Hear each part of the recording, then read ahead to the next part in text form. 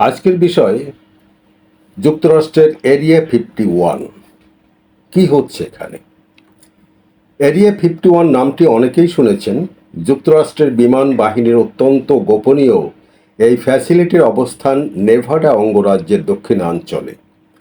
জায়গাটিতে শুধু বিমান নয়, অনেক গোপনীয় বিষয় নিয়ে পরীক্ষা নিরীক্ষা চালানো হয়। তবে এখানে ঠিক কোন কোন বিষয় নিয়ে গবেষণা চলছে তা জানার কোনো উপায় নেই। এরিয়া 51 রহস্যের বাড়াজালে বন্দি আছে দীর্ঘদিন ধরে। অত্যন্ত দুর্ভেদ্য চাদরে মোড়ানো বলে এরিয়া 51 নিয়ে রহস্য ঘনীভূত হচ্ছে দিনকে দিন। এ রহস্য থেকেই কালক্রমে জন্ম নিয়েছে বেশ কিছু কনস্পিরেসি থিওরি।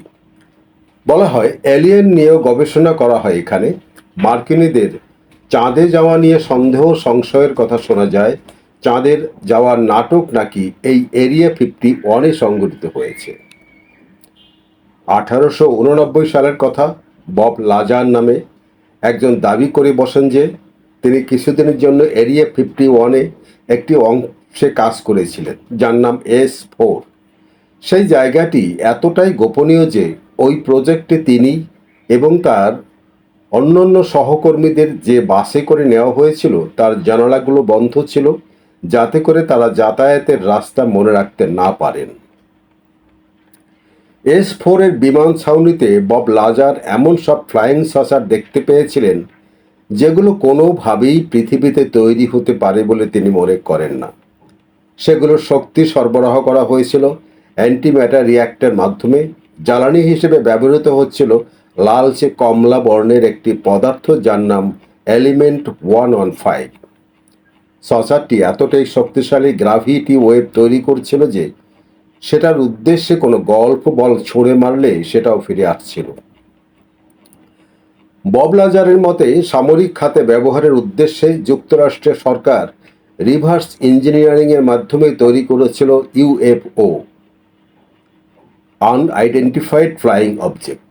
দুর্ভাগ্য বলতে হবে লাজারের, একবার বন্ধুদের নিয়ে তিনি লুকিয়ে সেসব সসারের টেস্ট ফ্লাইট দেখতে গিয়ে ধরা পড়ে যান। তারপরেই তার চাকরি চলে যায়। ইউএফওর কথা যখন এসেছে তখন অবধারিতভাবেই আরেকটি যে সত্তার কথা আসে তা হচ্ছে এলিয়েন, অর্থাৎ ভিন গ্রহের প্রাণী। আর এই ভিন গ্রহের প্রাণীদের নাকি জেলখানার আসামির মতোই জিজ্ঞাসাবাদ করা হয় এরিয়া 51-এ, এমনটাই দাবি করেছেন বব লাজার। একবার যখন তিনি S4 এর একটি হলওয়ে ধরে যাচ্ছিলেন, তখন পাশের একটি ঘরের ছোট জানালা দিয়ে সামান্য সময়ের জন্য উঁকি দিয়ে ঘরের ভিতরে ছোট ধূসর বর্ণের একটি প্রাণীকে সাদা কোট পরিহিত দুজন মানুষের মাঝে দাঁড়িয়ে থাকতে দেখেছিলেন। 1997 সালে এমনটাই দাবি করেছিলেন ভিক্টর নামে আরেকজন ব্যক্তি। তিনি এরিয়া 51-এ চাকরি করেন বলে দাবি করেছিলেন। তিনিও এলিয়েনদের জিজ্ঞাসাবাদের ব্যাপারটি দেখেছিলেন বলে জানান। এমনকি তিনি একটি ঝাপসা ভিডিও করেছিলেন যেখানে দেখা যায় যে যুক্তরাষ্ট্রের সামরিক বাহিনীর হাতে গুলি খাওয়া এক বহির্জাগতিক পাইলটের সাথে টেলিপ্যাথির মাধ্যমে যোগাযোগের চেষ্টা চালাচ্ছেন এরিয়া 51-এর একজন অফিসার। গত শতকের 90-এর দশকের মাঝামাঝি দিককার কথা। হঠাৎ করে 17 মিনিটের একটি ভিডিও টেপ ছড়িয়ে পড়েছিল। ভিডিওতে দেখা যায় বায়ো হ্যাজার্ড প্রোটেকশন স্যুট পরিহিত একজন মানুষ ছোটখাটো একটি এলিয়েনের দেহ নিয়ে গবেষণা করছেন। তবে ভিডিওটি নিয়ে সন্দেহ পোষণ করে অনেকেই জানান যে গবেষক দলের অস্ত্রোপচারের যন্ত্রপাতি নাড়াচাড়ার ধরনটা ছিল বেশ আনাড়ি রকমের, যা একে ভুয়া হিসেবে প্রমাণ করে। বছরখানেক পর ভিডিওটির পরিচালক আরেকটি ডকুমেন্টারি বানান। সেখানে তিনি দাবি করেন যে তাদের দলটি আসলেই এলিয়েনদের ময়না তদন্ত করেছিল। তবে মূল ভিডিওর ক্লিপটি নষ্ট হয়ে যাওয়ায় তারা নকল আরেকটি ভিডিও বানিয়ে সেটি বাজারে ছেড়েছিলেন। 2014 সালে সর্বশেষ এমন আরেকটি ভিডিও দেখা যায়। সেই ভিডিওতে প্রায় 4 ফুট লম্বা একটি এলিয়েনের আংশিক কাটা মাথা দেখা গিয়েছিল। চাঁদের বুকে প্রথম পা রাখার পর মহাকাশচারী নীল আর্মস্ট্রংয়ের নামটি স্থান করে নিয়েছে ইতিহাসের পাতায়। তবে এরিয়া 51 কনস্পিরেসি থিওরিস্টদের মতে অ্যাপোলো 11 দিয়ে চাঁদে অবতরণের ঘটনাটি স্রেফ ভাঁওতাবাজি ছাড়া আর কিছু নয়।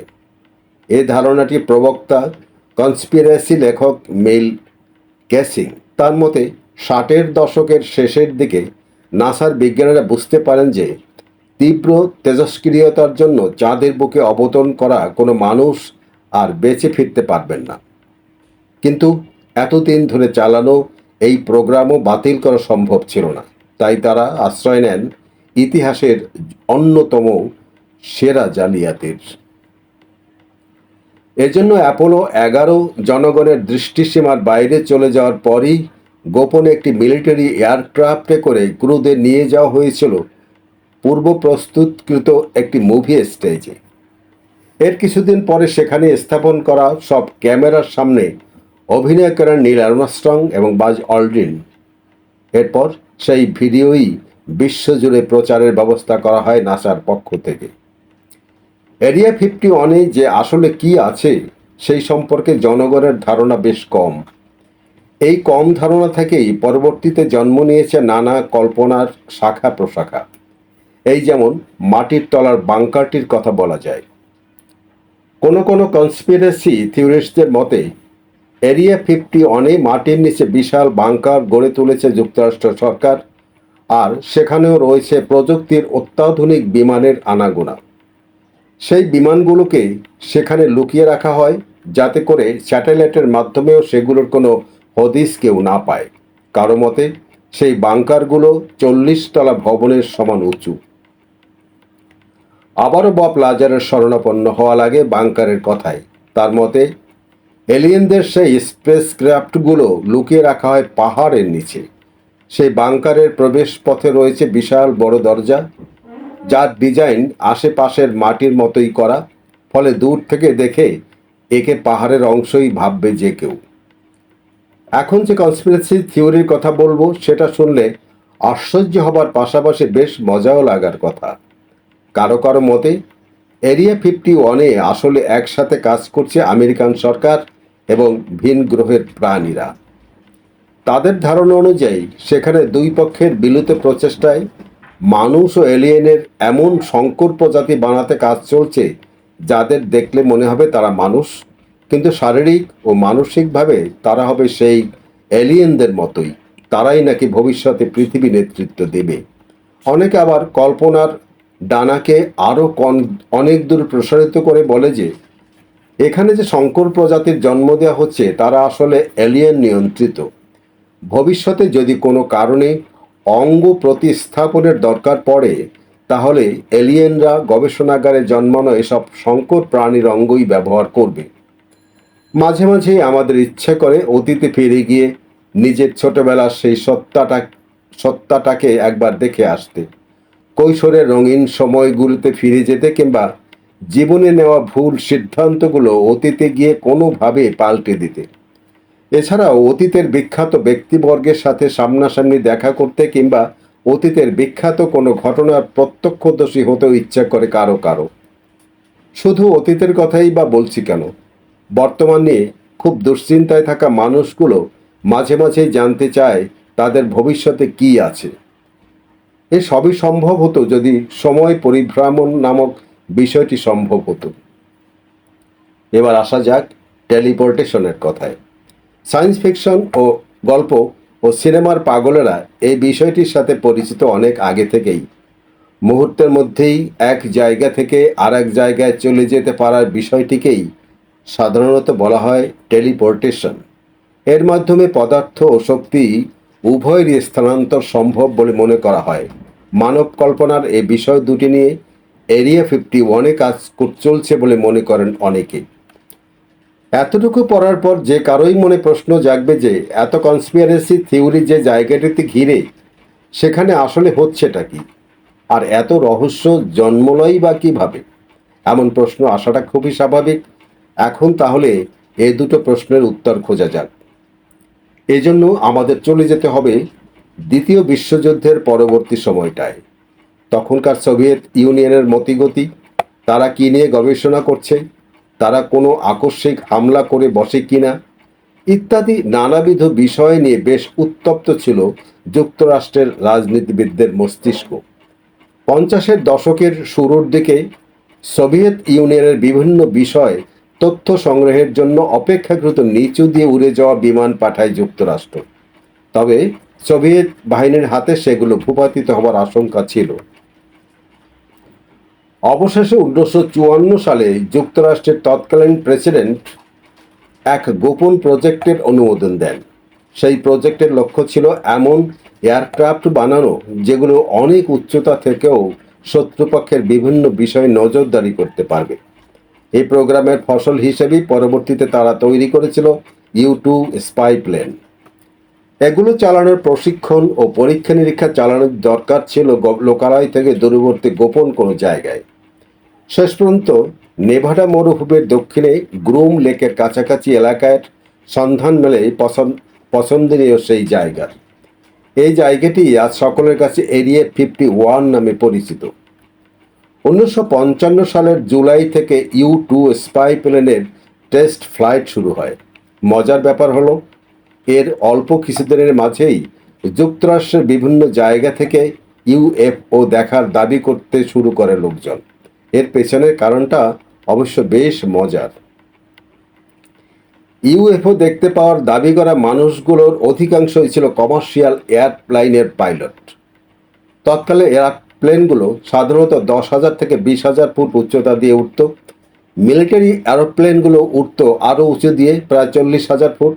অনেকেই ধারণা করত যে মানুষের তৈরি কোনো এরোপ্লেন এর বেশি উঁচু দিয়ে উঠতে পারবে না। আর ঠিক এই জায়গাতেই লেগে গেল যত গোলমাল, কারণ U-2 প্লেনটি উড়ে যেত 60,000 ফুটেরও বেশি উচ্চতা দিয়ে। ব্যাস, এখানটাই মানুষের অবিশ্বাস, এটা মানুষের বানানো হতেই পারে না, এটা অবশ্য এলিয়েনদের বানানো কোনো UFO।